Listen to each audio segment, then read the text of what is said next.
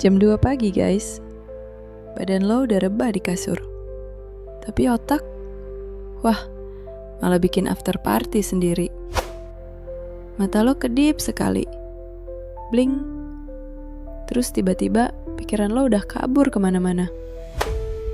Besok kerjaan numpuk, gaji belum nutup, notif teman udah nikah, udah liburan. Dan lo masih scroll HP, bengong di kamar. Lo pernah gak sih nanya ke diri sendiri, kenapa sih otak gue gak bisa diem? Yes bro, welcome to dunia overthinking. This needs to be done now.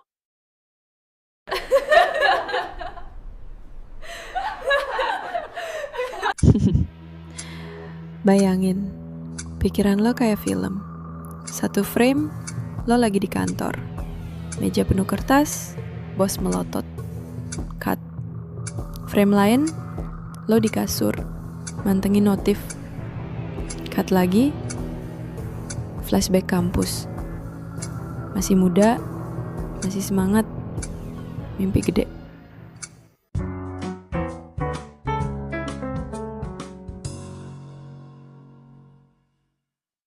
Tiga timeline tabrakan di kepala lo. Kayak editing crosscut, semuanya jalan bareng. Hasilnya, chaos.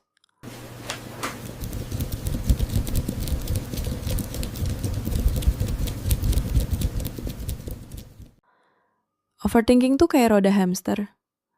Lo lari sekenceng-kencengnya, tapi tetap di tempat. Dan makin lo maksa diem, makin keras rodanya muter.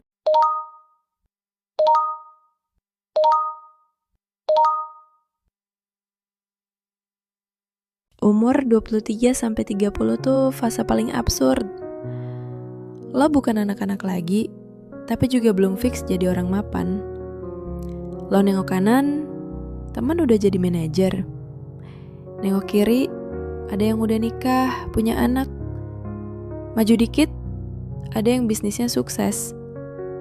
Mundur, ada yang masih santai, kayak gak ada beban hidup. Dan lo lihat kaca, nanya ke diri sendiri, gue kemana aja selama ini? Itulah jebakan overthinking. Otak bikin ribuan skenario. What if terus. Capek kan? Gue tahu. Tapi ada trik simpel, namanya let them theory.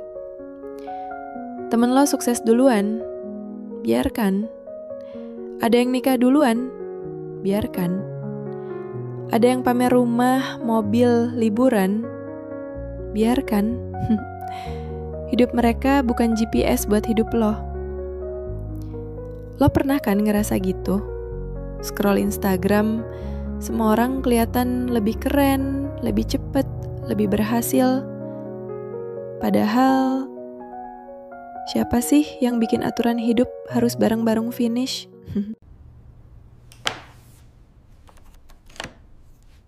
Hi, Mom and Dad. How are you both doing today?